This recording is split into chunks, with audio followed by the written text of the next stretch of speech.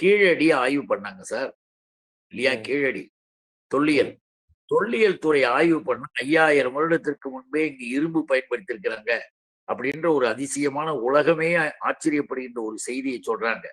கீழடி ஆய்வினுடைய பொருட்களையும் எடுத்து ஆய்வுக்கு அனுப்புனா எல்லாம் 2000 3000 வருடத்திற்கு முந்தினா நாகரிகம் என்பது இவர்களுடைய வட மாநிலத்தில் இவன் கற்பனை பண்ணிட்டு இருக்கான அமித்ஷா அந்த கூட்டன்றதெல்லாம் சும்மா. நாகரிகம் என்பது நாங்க தான், தமிழர் தான், தமிழ்நாடு தான், திராவிட தமிழர் நாகரிகம் தான் என்பது அந்த கீழடி ஆய்வு தெரிவிக்குது அப்படின்னு உடனே அதை ஆய்வு பண்ணிக்கிட்டு இருந்த அவர் என்ன பண்ணாங்க, டிரான்ஸ்ஃபர் பண்ணாங்க ஒடிசாவுக்கு. அவரு டிரான்ஸ்ஃபர் பண்ணிட்டு இவங்க ஒரு ஆபீசரை போட்டாங்க. இவங்க ஒரு ஆபீசர் போட்டு என்ன ஆச்சு தெரியுமா? இவர்கள் என்ன சொல்றாங்களோ அதை கேட்டுக்கிட்டு இருந்தாலும் ஆமாமா இவைகளெல்லாம் இன்னும் ஆய்வு செய்ய வேண்டும், இன்னும் சரியாக பார்க்கவில்லை, சரியாக ஆதாரம் இல்லைன்னு அந்த ஒரு கடிதம் எழுதலாம்.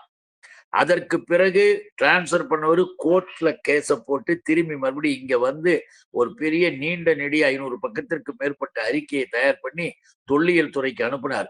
தமிழ்நாட்டின் நாகரிகம் தான் நம்பர் 1, நாட் ஓன்லி இந்தியா, இந்தியாவில் மட்டுமல்ல ஆசிய கண்டத்திலேயே உலக அளவுல முக்கியமான நாகரிகமாக தமிழ்நாட்டு நாகரிகத்தை அதுல குறிப்பிடுறாரு ஆதாரங்களோட. ஏன் அதை இப்ப தடுக்கிற, ஏன் அது வெளியில வரக்கூடாதுன்ற அந்த ரிப்போர்ட்டை வாங்கி வச்சுக்கிட்டு இருக்கே, என்ன பண்ற உன் தொல்லியல் துறை?